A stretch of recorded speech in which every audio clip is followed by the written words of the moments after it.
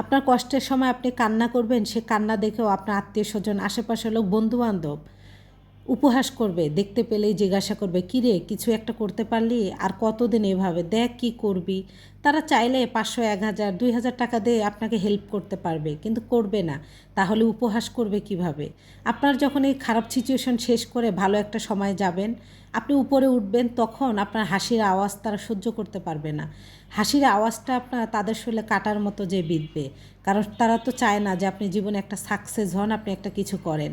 আপনি যদি একটা কিছু করেন সেটাও তারা হিংসা করবে। তাদের ঘরে বাজার থাক আর না থাক, আপনাকে কিভাবে টেনে হিঁচড়ে নিচে নামানো যায়, ধার করে হলেও জাদুটোনা করে আপনাকে সেই ব্যবস্থা করবে। হ্যালো এভরিওয়ান, আসসালামু আলাইকুম, কেমন আছেন? জামাই যখন স্বপ্ন পূরণের দায়িত্ব নিয়েছে, তাহলে আমার স্বপ্ন দেখতে বারণ কিসের, তাই না? স্বপ্ন আমাদের সবারই দেখা উচিত। বড় বড় স্বপ্ন দেখতে দেখতে নিশ্চয়ই আল্লাহ তাআলা ছোট একটা স্বপ্ন হলেও পূরণ করবে। তো আমি যেহেতু সব কিছু বাড়িতে একটা সময় যে রেখে আসছিলাম, ঢাকায় আসার পর আবার সব কিছু একটু একটু করে করতে হচ্ছে, বাচ্চাদের সব কিছু মিলে করা হচ্ছিল না। তো অনেক দিন যাবত আমার একটা ডাইনিং টেবিলের ইচ্ছা ছিল। ইচ্ছা থাকলেও অনেক সময়ের ক্ষেত্রে করতে পারি না। তো আলহামদুলিল্লাহ 25-এর শুরুতেই এরকম সুন্দর একটা দিন আসবে, আল্লাহর কাছে লাখো লাখো শুক্রিয়া। ছোটোখাটো স্বপ্নগুলো যখন পূরণ করতে পারি আমি, আমার কাছে মনে হয় আমি সবথেকে সুখী একজন ব্যক্তি। তো আমি ডাইনিং টেবিলের জন্য র্যাকসিন কিনবো, আর রানার সেট কিনবো। তার ভিতরে ফুলও দেখতেছিলাম, দেখি এক ভ্যানে এক ভ্যান ফুল নিয়ে রাখছে এখানে। তো ফুলগুলো ভালো ছিল, আবার একটু ইয়াও ছিল। আপনাদের ভাই একটা দানি আনছে ফুলের টব। তো একবার ভাবতেছিলাম নিব, আবার ভাবছি নিব না, এই ভেবে ওখান থেকে চলে আসছি। আসার পর মানে ফুলগুলো না, ওই যে হয় না বেশি দিন লাস্টিং করবে না এরকম আর কি। তো র্যাকসিন কিনে রানার সেট কিনবো। একটা দোকানে দাঁড়িয়েছি, বেশিরভাগ দোকানে রান্নার সেটগুলো বিক্রি করে না। তো আমি হাঁটতে হাঁটতে মানে বারবারই ঘুরে ঘুরে দেখতেছি কোন দোকান থেকে নিব না নিব, আবার চেয়ারও আমাকে কিনতে হবে।